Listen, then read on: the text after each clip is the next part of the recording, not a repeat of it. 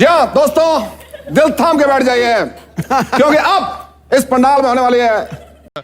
अब यही थोड़ा कुछ लोगों के साथ मैं चर्चा करता हूँ। आप दर्शन करने आए? हाँ जी, मैं हनुमान जी के दर्शन करने आया था। मैं बाहर रहता हूँ तो मैं जब भी आता हूँ तो आज मंगलवार भी था तो मैंने कहा चलो हनुमान जी के दर्शन कर लेते हैं। कहाँ रहते हैं आप? मैं लंदन में रहता हूँ।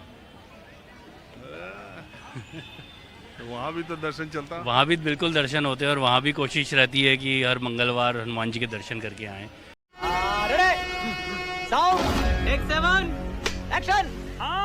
तो क्या है, डंका बज रहा है कि नहीं? NRIs में तो डंका बज रहा है, पर वो क्योंकि मैं मजाक में बोलता हूँ क्योंकि पाउंड और डॉलर के रेट बड़े बढ़ गए हैं तो उसके लिए NRI बहुत खुश है। तो अगर आप 1 पाउंड भी भेजोगे तो 104 या 5 पाउंड रुपए मिलेगा यहाँ।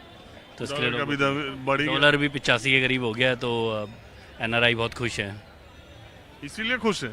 मेरे को लगता है यही एक रीज़न है। यहाँ तो देश में कहते हैं पूरा वर्ल्ड में डंका बज रहा। अभी मजा आएगा ना भिड़ो।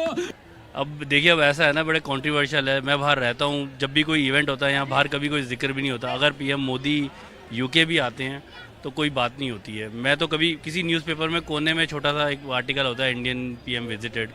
कोई बड़ा इवेंट है जैसे G7 G20 वो ठीक है, उसमें सभी कवर होते हैं। बट स्पेसिफिकली अगर कोई इवेंट होता है, जैसे मोदी जी का जो इवेंट होता है बाहर, तो उसमें सारा पेड इवेंट होता है और सारे के सारे उसमें लोग आते हैं, इंडियन ही होते हैं। तो काहे का डंका बजा, गोरा तो कोई होता ही नहीं।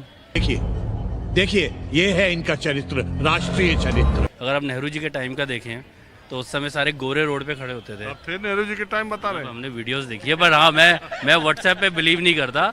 बट उस टाइम की जो वीडियोस है वो एडिट करना थोड़ा सा मुश्किल है एज पर द AI है ना। आजकल तो चलो मुश्किल है।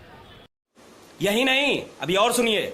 तो मुझे लगता है कि इंडिया गठबंधन को तोड़ने में इस क्लॉज का काफ़ी ज़्यादा वो रहा है, क्योंकि आप देखिए ED जाती है, या तो वो जेल जाते हैं या फिर वो ज्वाइन कर लेते हैं NDA या BJP।